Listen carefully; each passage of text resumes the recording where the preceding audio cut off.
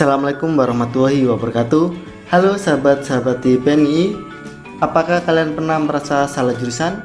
Merasa berat menjalani aktivitas kuliah karena merasa tidak sesuai dengan passion? Jika iya, semoga video ini dapat memberikan semangat, motivasi, dan pandangan atas kondisi kalian. Jadi tonton sampai selesai ya.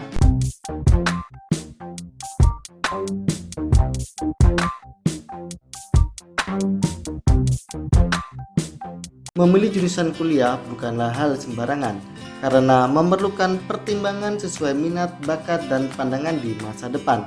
Tak jarang jika asal-asalan memilih bisa berakibat salah jurusan atau kurang menikmati kuliah.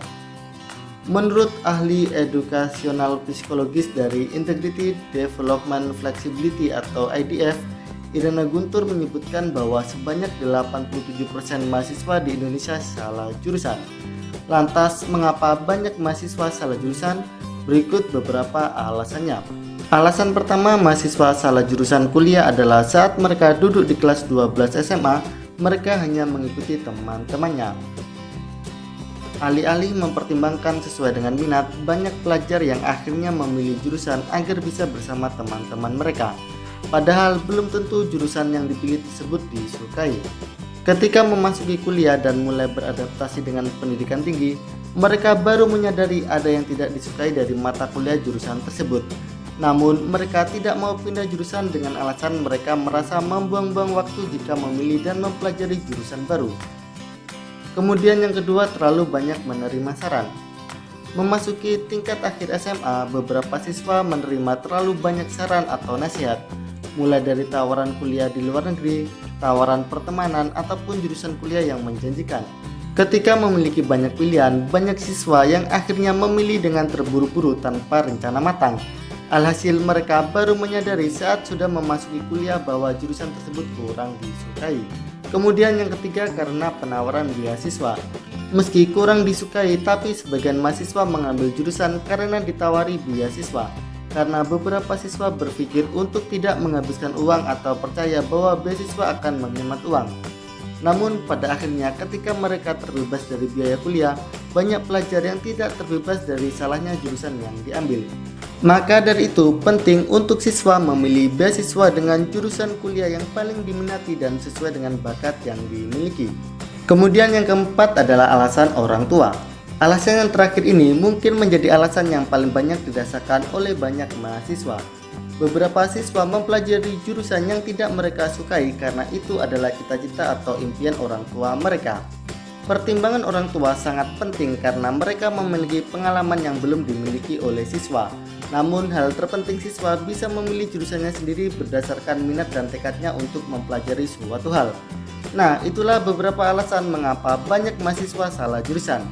Mulai sekarang sahabat yang ingin kuliah bisa dipertimbangkan hal dengan matang agar tidak salah pilih jurusan kuliah ya. Lantas bagaimana kalau kita sudah kuliah dan merasa salah jurusan? Sempat terlintas di pikiran kamu untuk pindah jurusan, tapi tahu-tahu mendadak kamu sudah di semester akhir?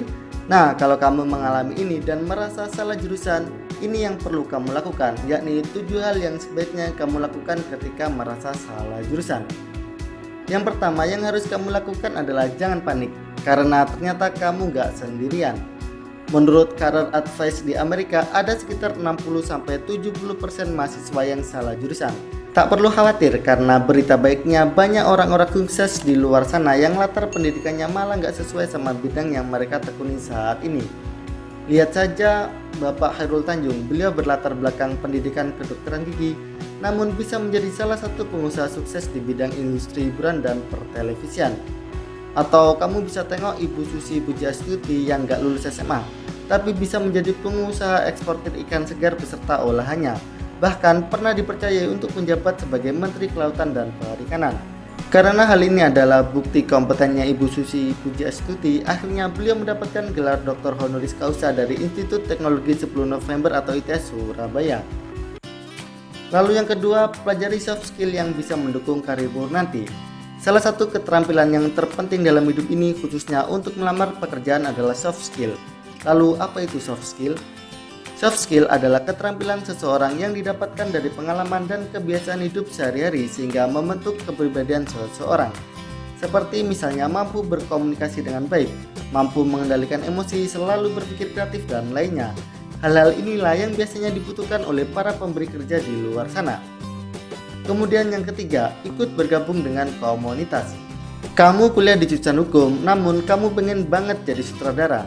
Karena nggak mungkin ambil S2 bidang sinematografi, lalu nanti kamu bisa aja gabung dengan komunitas-komunitas film yang biasanya mereka juga bikin proyek kecil-kecilan untuk bikin film indie. Nah, dari situ kamu bisa belajar bareng mereka. Kemudian yang keempat, ikut kursus, seminar, dan workshop. Kalau kamu punya uang lebih, kamu bisa aja ikut kursus maupun workshop mengenai bidang yang ingin kamu tekuni. Tapi kalau uang kamu pas-pasan, kamu bisa ikutan seminar yang harga tiketnya nggak terlalu mahal. Sekarang ini banyak juga kok kampus-kampus atau institusi yang sering menyelenggarakan seminar gratis. Bahkan banyak juga pihak yang sengaja upload videonya di YouTube. Kemudian yang kelima, baca buku, jurnal maupun artikel yang berkaitan dengan passion kamu. Ikut seminar menurutmu masih terlalu mahal? Kamu bisa baca buku yang relevan dengan passion kamu. Kamu nggak kuat beli buku, pinjam aja ke perpustakaan. Buku di perpus nggak update, cari aja referensinya di internet. Kalau kamu memang niat mempelajari ilmu baru, pasti bakal ada jalan yang akan memudahkan kamu kok. Kemudian yang keenam, cari pengalaman kerja dengan magang. Hal lain yang bisa kamu lakukan agar mendapat pengalaman atau ilmu yang sesuai dengan minat kamu adalah dengan cara magang. Mungkin kamu nggak bakal magang untuk proyek skripsi, tapi kamu bisa kerja part-time. Sebagai contoh, kamu tertarik dengan dunia pemasaran, kamu bisa coba apply untuk melamar posisi sales atau marketing di restoran sekitarmu. Kemudian yang ketujuh adalah pilih S2 sesuai dengan bidang yang benar-benar kamu minati. Kamu bisa aja ngambil S1 di bidang ABC, terus pas S2 kamu bisa ngambil XYZ. Tapi pilihan kamu kali ini sudah harus dipikir matang-matang dan udah sesuai dengan minat kamu. Jangan sampai kamu mengulangi kesalahan seperti waktu kamu ngambil S1 dulu. Biarpun merasa salah ambil kuliah, setidaknya kamu sudah mengambil hikmahnya dari situ. Intinya kamu harus sadar bahwa gak ada ilmu yang sia-sia di dunia ini. Semua ilmu itu penting dan saling melengkapi. Bagaimana sahabat? Semoga setelah menonton video ini kalian mendapatkan motivasi. Apabila kalian merasa salah jurusan dan sudah terlanjur kuliah, jangan putus asa. Karena itu bukanlah akhir dunia.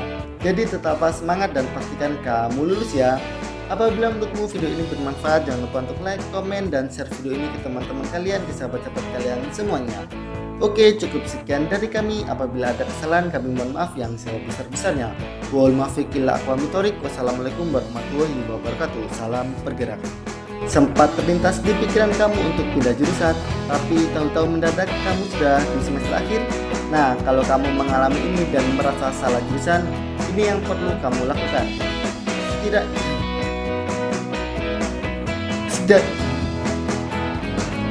Setidaknya ada